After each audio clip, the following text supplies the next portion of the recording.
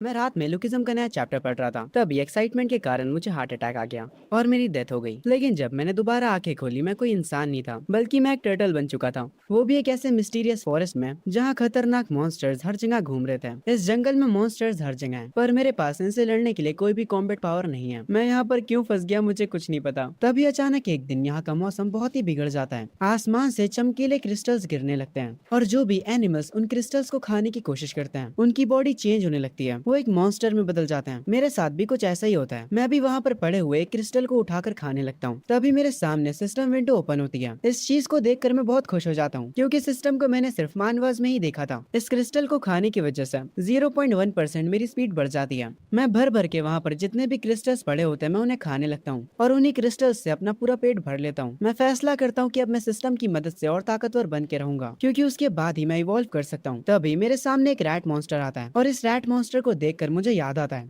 जब मैं यहाँ पर पहली बार आया था तब मैं अकेला नहीं था, मेरे और भी टर्टल भाई बहन थे, पर इसी रैट ने उन सबको खा लिया। वो रैट गुस्से में मेरी तरफ आ रहा होता है। मैं भी अपनी नई नई मिली पावर्स को यूज करता हूँ और फुल स्पीड से उसकी तरफ चार्ज करता हूँ। हम दोनों आपस में टकराते हैं, पर उस रैट को इतना कुछ फर्क नहीं पड़ता, बल्कि कुछ ही देर में वो मुझे पकड़ लेता है और मेरे शेल को तोड़ने लगता है। मैं काफी डर जाता हूँ और अपने शेल के अंदर छुप जाता हूँ। मैं रोते हुए अपने सिस्टम से कहता हूँ, मेरे पास जितने भी फ्री पॉइंट्स हैं उन्हें मेरी स्पीड में डाल दो। जैसा मैंने कहा था, सिस्टम वैसा ही करता है। मैं रैट की पकड़ से निकल जाता हूँ और वापस से अपनी न्यू मिली पावर पर भरोसा करता हूँ। मैं तैयार हो जाता हूँ उस रैट के साथ रीमैच के लिए और उस पर अपनी फुल स्पीड से अटैक करता हूँ और आखिरकार मैं उसे मार देता हूँ, क्योंकि मैंने उसे मार दिया होता है। इसीलिए सिस्टम मुझे 2 पॉइंट्स देता है। उसके बाद मैं बाकी के चूहों से बचकर पानी के अंदर चला जाता हूँ, ताकि वो मेरा पीछा ना कर सके। पर एक जिद्दी चूहा पानी में कूद जाता है, पर उसे घंटा तैरना नहीं आता था। पानी में रहकर तुम मगरमच्छ से दुश्मनी नहीं कर सकते हो लाडले। खैर, अभी मैं मगरमच्छ तो नहीं हूँ, फिर भी मैं उस चूहे को मार देता हूँ, क्योंकि पानी में उसे मारना मेरे लिए बहुत आसान है। और ये चूहा कोई मामूली नहीं होता है, ये चूहा रैट किंग होता है। इसको मारने पे मुझे 5 पॉइंट्स मिल जाते हैं। इसको मारने के बाद मैं थोड़ा जोश में आ जाता हूँ, पर मेरा ये जोश किसी से बर्दाश्त नहीं होता। पानी के अंदर से एक बहुत बड़ी फिश बाहर आती है, जो कि मुझे खाने ही वाली थी, पर समय रहते मुझे वो दिख जाती है। उसे देखकर मेरी फट जाती है। मैं तुरंत वहाँ से भागने लगता हूँ। मैं इस मछली से फाइट नहीं कर सकता हूँ, ये रैट से काफी ज्यादा स्ट्रॉन्ग है। इससे पानी में जीतना मेरे लिए नामुमकिन होगा। मैं सिस्टम पॉइंट्स का इस्तेमाल करके अपनी पानी में तैरने की एबिलिटी की स्पीड को और बढ़ा देता हूँ और किसी तरह से उस मछली से बचकर जमीन पर पहुंच जाता हूँ। और वो मछली जैसे ही मुझे खाने आती है, मैं उसे तुरंत पकड़ लेता हूँ, क्योंकि इस बार मैं जमीन पर था। मैं उस मछली को मार देता हूँ। मैं सच में बाल बाल बचाऊं,